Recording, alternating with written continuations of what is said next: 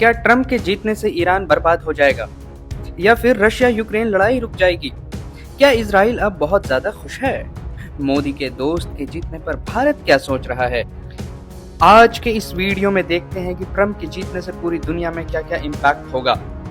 नमस्कार दोस्तों, मेरा नाम है शाहिद और आप देख रहे हैं एयरिंग विद शाहिद।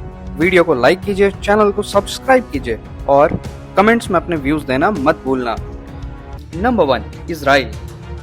ट्रंप ने अपने इलेक्शन स्पीच में यह कहा था कि वो इजराइल को अनकंडीशनल सपोर्ट देंगे, यानी कि इजराइल अब मिडिल ईस्ट का सुपर पावर बन जाएगा और अब वो और भी एग्रेसिव तरीके से ईरान, लेबनान और फ़लस्तीन पे हमला करेगा। Number 2, Iran.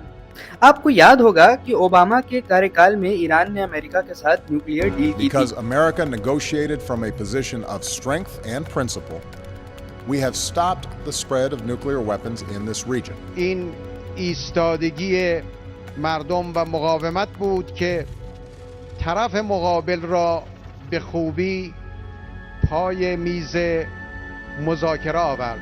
लेकिन 2016 में ट्रंप आए और 1-2 साल के बाद वो न्यूक्लियर डील टूट जाती है।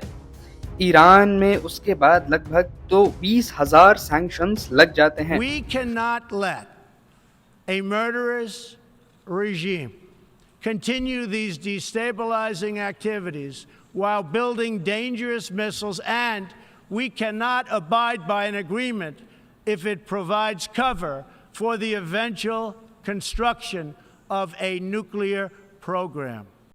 आज के टाइम पर ईरान में $1 इज इक्वल टू 7 लाख ईरानी rial. You can just imagine, Trump के जीतते ही ईरानी करेंसी ऑल टाइम लो हो गई है। $1 इज इक्वल टू 7 लाख ईरानी रियाल। हमारा अगला पड़ाव रशिया है। अपने इलेक्शन कैंपेन में ट्रंप ने कहा था कि वो अगर प्रेसिडेंट होते तो कभी भी रशिया यूक्रेन वॉर होता ही नहीं। मतलब अब यूएस यूक्रेन को पैसा, हथियार देना बंद कर देगा और रशिया के ऊपर से सैंक्शंस भी हटा देगा। मतलब वॉर अब रुकने पर मजबूर हो जाएगा। वॉर के रुकने से बहुत सारी चीजें सस्ती हो जाएंगी। हमारा अगला पड़ाव हमारा प्यारा देश भारत है। ट्रंप के जीतने से भारत को क्या फायदा है? इस फायदे को अगर हम जाए तो इतिहास में हमें पीछे जाना पड़ेगा। बहरहाल हम पहले प्रेजेंट की बात करते हैं। ट्रंप के जीतते ही मोदी जी ने कुछ इस तरह से बधाई दिया आपकी स्क्रीन पर। इस ऐतिहासिक जीत की हार्दिक बधाई मेरे दोस्त डोनाल्ड ट्रंप। जैसे कि आप अपने प्रीवियस टर्म के सक्सेसर्स के साथ चलेंगे, मैं फिर से हम दोनों के कोलैबोरेशन को मजबूत कर इंडिया यूएस के कॉम्प्रिहेंसिव ग्लोबल स्ट्रैटेजिक पार्टनरशिप को मजबूती देना चाहूँगा। चलें मिलकर पूरी दुनिया के शांति, स्थायित्व और समृद्धि के लिए कार्य करें और अपने लोगों को एक बेहतर जीवन प्रदान करें। ऐसा माना जाता है कि अगर दो देशों के लीडर्स का पर्सनल रिलेशन बहुत अच्छा है तो उन दो कंट्रीज के रिलेशंस भी अमूमन अच्छे ही होते हैं। आज के टाइम पर कनाडा खालिस्तानियों को सपोर्ट कर रहा है और इंडिया को खुली धमकी भी देता है। रिसेंटली कनाडा ने जयशंकर साहब की स्पीच को भी अपने देश में बैन कर दिया। ट्रंप के जीतने से ये कयास लगाया जा रहा है कि अब कनाडा ये सब बंद करेगा। Second, quad. आपको याद होगा कि ओबामा के टाइम पर क्वाड लगभग खत्म ही हो गया था। ट्रंप ने इसे रिवाइव किया और अब चूंकि ट्रंप वापस आ चुके हैं, रिपब्लिकन पार्टी अमेरिका में वापस आ चुकी है, तो क्वाड और एग्रेसिव तरीके से काम करेगा।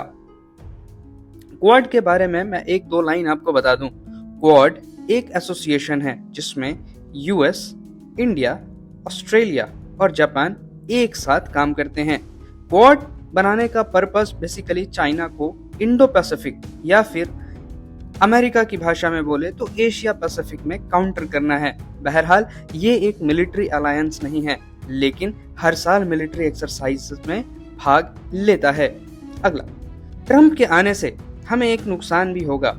यूएस इंडिया का लार्जेस्ट ट्रेडिंग पार्टनर है और उसके गुड्स पर इंडिया बहुत ज़्यादा कस्टम ड्यूटी लगाता है, जिसके कारण यूएस के गुड्स यानी कि यूएस का सामान भारत में बढ़े दामों पर यानी कि ज़्यादा कीमतों पर बिकता है।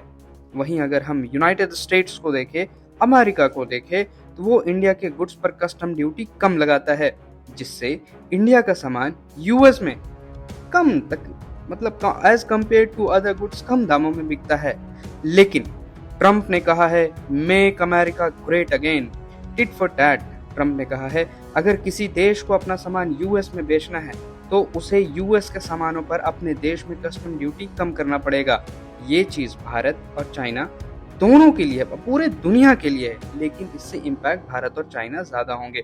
चाइना तो बहुत ज्यादा होगा, भारत के रिलेशन तो फिर भी अमेरिका के साथ बहुत अच्छे हैं। हमारा अगला पड़ाव यूरोप है। अमेरिका अब आइसोलेशनिस्ट पॉलिसी फॉलो करेगा, यानी कि America make America great again के तहत दुनिया के चीजों में बहुत ज्यादा इन्वॉल्व नहीं होगा। ट्रंप ने कहा है कि अब अमेरिका दुनिया का पुलिसमैन नहीं बनेगा। इससे सबसे ज्यादा घाटा यूरोप को होगा। यूरोप जो कि अमेरिका के डिफेंस में बहुत हद तक निर्भर था, उसे अब अमेरिका से अपनी निर्भरता कम करनी होगी। और इसी रेस्पेक्ट में फ्रांस के प्रेसिडेंट इमैनुअल मैक्रोन का स्टेटमेंट भी आया है कि अब अमेरिका अपने सेल्फ इंटरेस्ट में काम करेगा। यूरोप को भी अमेरिका पर डिपेंड नहीं रहना चाहिए और अपने सेल्फ इंटरेस्ट के लिए आगे कदम बढ़ाए रखना चाहिए, specially in the area of defence.